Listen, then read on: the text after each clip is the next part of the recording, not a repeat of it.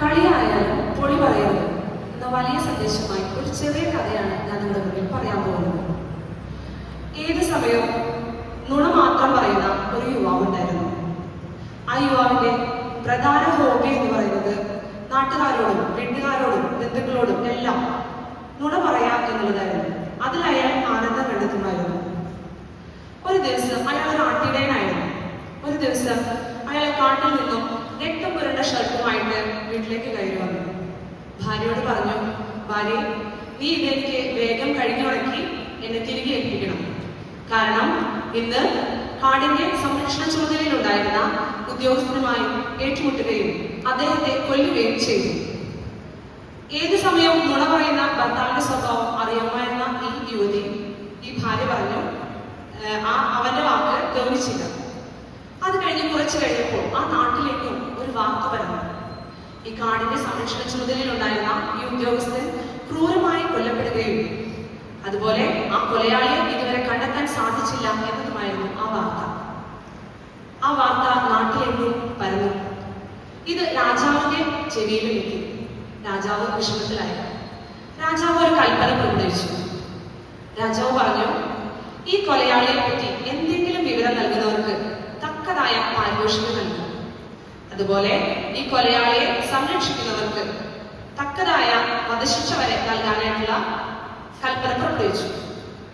രാജാവിന്റെ കൽപ്പന വലിയൊരു കാറ്റ് പോലെ ആ നാട്ടിലേക്ക് പരന്നു.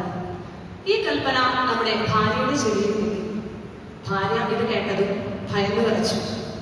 ഭാര്യ ഉടനടി ചെയ്തു ഈ രക്തം പുരണ്ട ഷർട്ടുമായി രാജസന്നിധിയിലേക്ക് ഓടി. രാജസന്നിധിയിലെത്തി, അല്ലയോ രാജാവേ, ഈ കാടിന്റെ സംരക്ഷണ ചുമതലയിലുണ്ടായിരുന്ന ഉദ്യോഗസ്ഥനെ കൊന്നത് മറ്റാരുമല്ല, എന്റെ ഭർത്താവാണ്. അവൾക്ക് അറിയാവുന്ന കാര്യങ്ങളെല്ലാം അവൻ രാജാവിനോട് പറഞ്ഞു. രാജാവ് ഇത് കേട്ടതും വളരെ സന്തോഷവാനായി. എത്രയും പെട്ടെന്ന് ഈ കൊലയാളിയെ കണ്ടെത്താൻ സാധിച്ചതിൽ അതീവ സന്തോഷവാനായ രാജാവ് ഈ ഭാര്യയ്ക്ക് ആ കൊട്ടാരത്തിൽ തന്നെ സ്ഥിരമായൊരു ജോലി കൊടുത്തു. മറിച്ച് ഭർത്താവിനോ വധശിക്ഷയാണ് വിധിച്ചത്. ഭർത്താവ് പലതവണ ഈ രാജാവിനോട് പറയാനായിട്ട് ശ്രമിച്ചു, ഇത് ഞാനല്ല ചെയ്തത്, ഇത് ഈ രക്തക്കറ എന്റെ ആടിനെ പിടിക്കാൻ വന്ന പുലിയെ വെട്ടിക്കൊന്നപ്പോൾ ഉണ്ടായ രക്തക്കറയാണ്, ഞാൻ പറഞ്ഞത് നുണയാണ്. പക്ഷേ രാജാവ് അത് അവന്റെ വാക്ക് ഗൗനിച്ചില്ല. രാജാവ് അവനെ തൂക്കാൻ വിധിച്ചു. അവന്റെ നാട്ടുകാരും ബന്ധുക്കളും എല്ലാം അവനെതിരെ സാക്ഷ്യം പറഞ്ഞു. ഇവിടെ ഒരു ചെറിയ അസത്യമാണ് അവനെ വധശിക്ഷയ്ക്ക് വിധിച്ചത്. അവന് നഷ്ടമായത് ഒരു ജീവനാണ്. നമ്മുടെ വായിൽ നിന്ന് വരുന്ന വാക്കിന് വലിയൊരു ശക്തിയുണ്ട്. ആ വാക്ക് എപ്രകാരമുള്ളതായിരിക്കണം? കൃപയേറിയതായിരിക്കണം, ഉപ്പിനാൽ രുചിയേറിയതായിരിക്കണം. നമ്മുടെ ബൈബിളില് ഇപ്രകാരം പറയുന്നുണ്ട്, യാക്കോബ് 3-ാം അധ്യായം 5-6 വാക്യത്തിൽ, അങ്ങനെ തന്നെ നാവ് ഒരു ചെറിയ അവയവമെങ്കിലും വലിയ വാക്ക് പറയുന്നു. ഒരു ചെറിയ തീ വലിയ കാടിനെ കത്തിക്കുന്നു. നാവും ഒരു ചെറിയ തീയാണ്. ആ വാക്ക് ചെന്നെത്തുന്ന സ്ഥലം അത് ഭസ്മമാക്കും. അപ്പോ എന്ത് വേണം?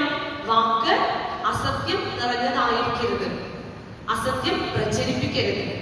ഒരു വാക്കുകൊണ്ട് ഒരാളെ മുറിപ്പെടുത്താനും മുറിക്കാനും സാധിക്കും. അതുപോലെ തന്നെ ഒരു വാക്ക് തളർത്താനും ഉയർത്താനും സാധിക്കും. അപ്പോ നമ്മുടെ വായിൽ നിന്ന് വരുന്ന വാക്ക് അസത്യം പറയുന്നതാണോ അസത്യം പ്രചരിപ്പിക്കുന്നതാണോ എന്ന് നമ്മൾ നന്നായി ആത്മശോധന ചെയ്യണം. നമ്മളെല്ലാവരും എപ്പോഴും ഓർക്കേണ്ട ഒരു കാര്യമുണ്ട്. എന്താണത്? നമ്മുടെ വായിൽ നിന്ന് വരുന്ന ഓരോ വാക്കിനും ഒരിക്കൽ ദൈവത്തിന്റെ ന്യായാസനത്തിന് മുന്നിൽ നിൽക്കേണ്ടതായിട്ട് വരും എന്ന കാര്യം നിങ്ങൾ എപ്പോഴും നിങ്ങളുടെ ഓർമ്മയിൽ ഉണ്ടായിരിക്കും. Okay, thank you.